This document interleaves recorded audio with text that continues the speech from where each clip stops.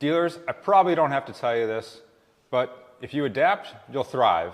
And if you don't, well, you might not be here in about 5 years.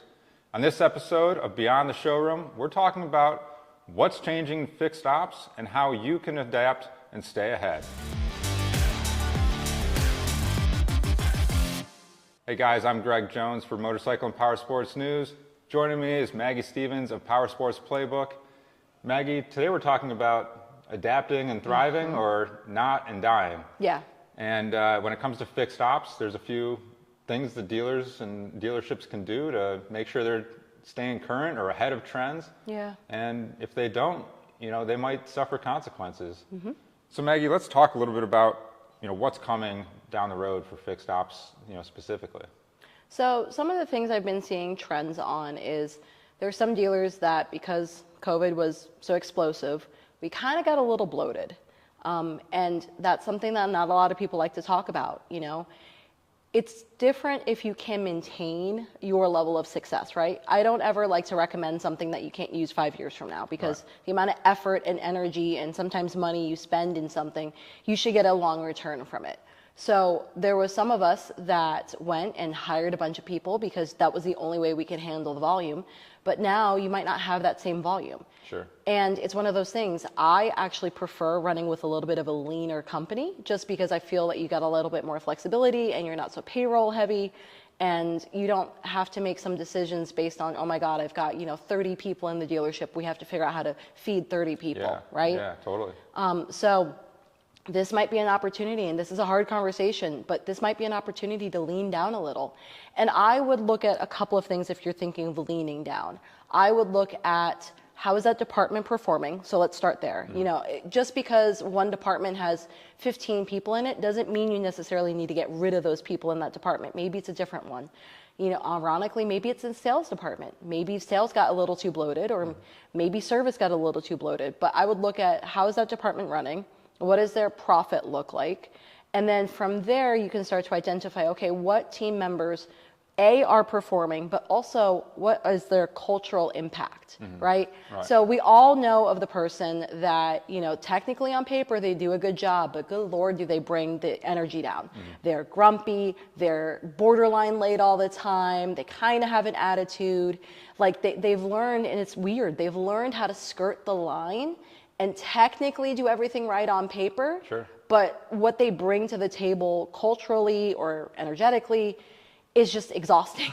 We've all had that person. So, sometimes that person might be the person on the chopping block. I would rather take someone that has a way better energy. And energy for me, I say that a lot, but energy for me is the attitude. They're professional. If they make a mistake, they're like, oh my God, I'm so sorry. And they try. No one should ever get a bad rep because they make mistakes, but they should also be looked at and judged. How do they recover? Do they have their moment, go hide, whatever, get it out of their system and come back and okay, let's do it again, right? Yep. So if that person that, isn't bringing that to the table, but technically their numbers are good, I would rather, if I had to choose between them or someone that's slightly underperforming, I choose the underperformer. Yep. An underperformer, you can always skill up, right? You can't change a bad attitude. Yep. And that bad attitude, we all know this, the one rotten apple ruins the bunch and all of that jazz. But it's more than that. We're now, and we've talked about this in previous articles, but you're saying that what that person is doing is okay. Yeah. And sometimes people don't understand the impact of that. So when they're late all the time or borderline late, well, but Bob does it. And when you start having other employees say, but Bob does it, but Jane does it, and so on, that is such a slippery slope, and it is so hard to pull back from that. Yeah, definitely. If it's fixable with maybe a corrective action plan or something like that, different conversation. But if it's not fixable, it's time for them to move on, And there's graceful ways to do that. We've talked about that in previous articles. But that's kind of something in the future that dealerships are going to experience, With growth comes bloat, and sometimes we need to reevaluate and see what makes sense. Absolutely. Yeah. Absolutely. All right, so Maggie, obviously that's one way to recorrect a revenue stream is going to that leaner team. What's another example or two that dealers might have to adapt to? So I've been having a lot of conversations and having a lot of dealer chatter about they're all going on e-com. Yeah. We're going to be selling on e-com, and I have mixed emotions about that, if I'm going to be honest. So a lot of it, my first answer as to why I have mixed emotions, because everyone's like, wouldn't you want another revenue stream? You're talking about revenue streams. Yes, but how much do you keep? I do not want a dealership to add, oh, we have 5 new revenue lines, but you keep like 5%. Like, what's the point? Take your energy, focus it where you're going to get a better return. So that's my only thing with e-com.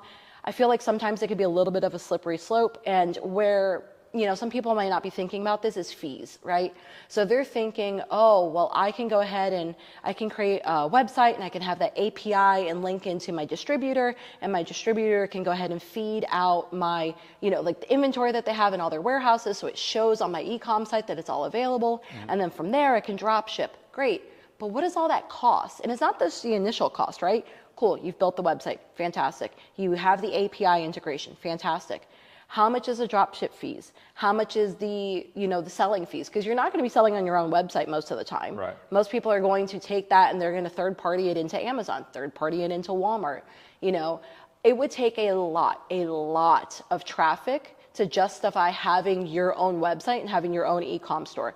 Yeah. Now, there's benefits of that because you get to control it fully, right? But if you're just trying to capture more volume, you're probably going to go to an Amazon or a Walmart for that distribution in like a visibility standpoint. Yeah. And those fees get expensive.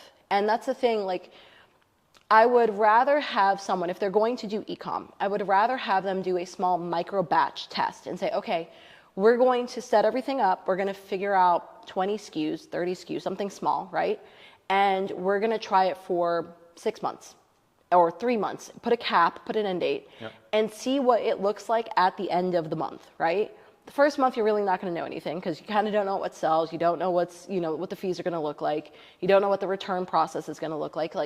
For example, Amazon has it that is defaulted if you do not set the algorithm or the rules in the system.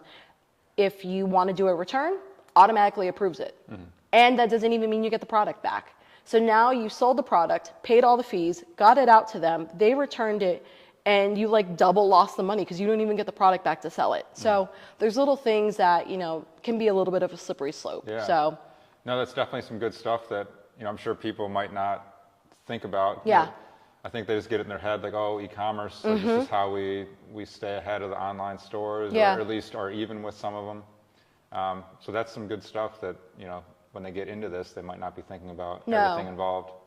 And I didn't think about that. Yeah. Honestly, when I did e-com, I didn't think about that, and there were some products that I ended up selling certain products, and then there was other products I was like, oh my God, I'm making like $1. It's not worth it. You have to have some type of benchmark. If I can sell it and be more profitable in the store versus online, that's normally a good benchmark, right? Yeah. That's a good canary in the coal mine to be like, yep, nope, we got to pull it. Yeah, very good. And then, again, not to harp on e-commerce, but does it make more sense for a dealership that's got a few locations where like they could share that e-commerce site between them versus maybe a sole dealership? It might, that might work, right? Yeah. I think part of it too, once you have, let's say you've gone through, you've tested e-com, you did your 6-month test, you figured out what works, what doesn't, you set your return rules, you got everything kind of smooth, right? You figured out how to take all of that information, put it back in your DMS, and make your accountant happy, because that's the other part of it too. Your accountant still has now another thing that they have to pull into the system to reconcile. So everyone's happy, we're assuming all of that. Now it's a matter of who's managing it. So if we do have a multi-store location, do we have one store's part manager manage it? Do we bring in an e-com parts manager only? Like, you can't just assume, and this is where, sometimes you don't think it through because they haven't experienced it. Yeah. But you can't just assume that you're going to have 6 different or 5 different parts managers managing one store. It doesn't matter that it's online. There's still going to be nuances. Everyone's still going to do listings a little bit different. Maybe they'll pull, one manager is going to be pulling pictures from the manufacturer's site versus another one's going to be doing the pictures in the back of their parts room. So I would make sure that if you do go down that route, you have a dedicated person that can actually manage this, because the whole point of this is to turn it into a revenue stream. Or maybe it's an assistant parts manager that manages it, right? Not trying to add again to the bloat of the dealership, but you're setting yourself up to fail if you don't have a dedicated person. Sure. It's too much work. Yeah, you can't kind of half-ass that. No, or multi-people it. Every time I see that happen, utter failure. Yeah. And you lose a lot of money very quickly. Very good. All right, so we talked about, leaning down a team, where it might be necessary. Yeah. Talked about e-commerce. You've got subscription services as maybe a way to have a new revenue stream. Do you want to elaborate on what that is? So subscription services, it can be a blessing and a curse, just like anything else. This is a really good opportunity. I always like to think of it this way. Every 6 months, we should look at all the things we're paying for and see if it still makes sense. So there are certain platforms and certain DMSs that they didn't have that feature. So maybe it was a texting platform. They didn't have that feature built into their software 6, 8 months, a year ago. So of course you had to pay for it somewhere else. You were making money with it, it's working, it's great. But now 6 months or whatever, a year down the road, now that texting platform is part of that DMS. Well, why are you going to pay for it twice? Right. So that's one way to kind of, if you think about like your revenue, companies evolve, companies grow, companies take on the, the recommendations that we give them. So that's a really easy way to make sure you're not double dipping on your pay or paying out to someone. Right. And then the other thing too is you can look at offering, I know that some of the finance companies, they'll offer like prepaid maintenance and little things like that. Now, it's not necessarily the traditional subscription service, but it's something in the sense of, well, how do I get someone to come in consistently, right?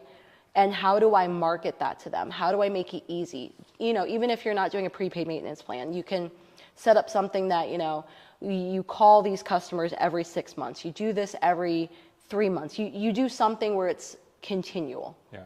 And you set that up so that it makes sense for your dealership and your location. Very good. All right, and then Maggie, how about some of the tech adoption that dealerships might get into? How can they incorporate that into additional revenue? What does that sort of look like? So I like to think of it with tech. You're going to have a mix of employees in your dealership that have a very wide range of what they're comfortable with tech. Some people are going to be like the Hunt and Peckers, right? Right?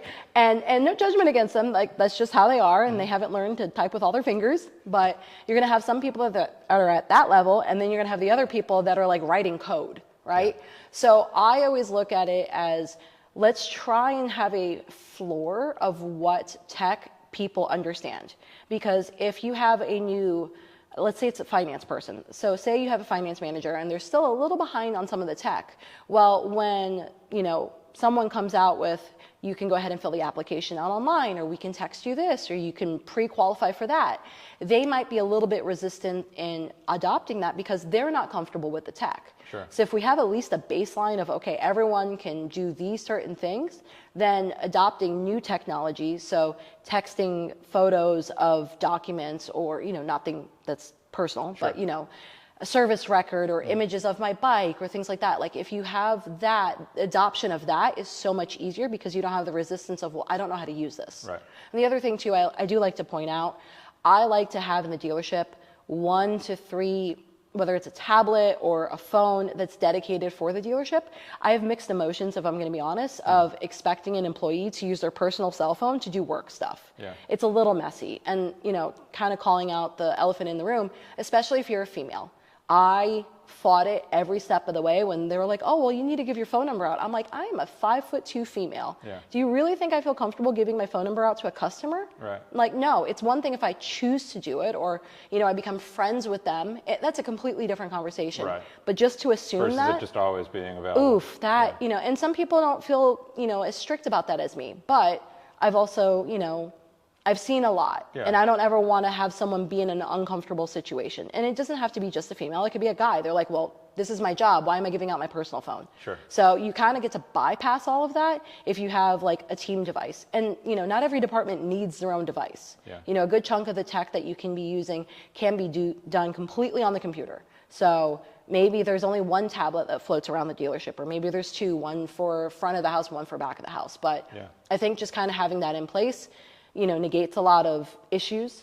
And then the other part of it too is you don't need the fanciest tablet. You need kind of like the entry-level one. It needs to take some pictures, do some videos, and have access to the internet. Right. That's it. Right. Glorified kid's tablet. Maybe put a kid's baby bumper on it, Right.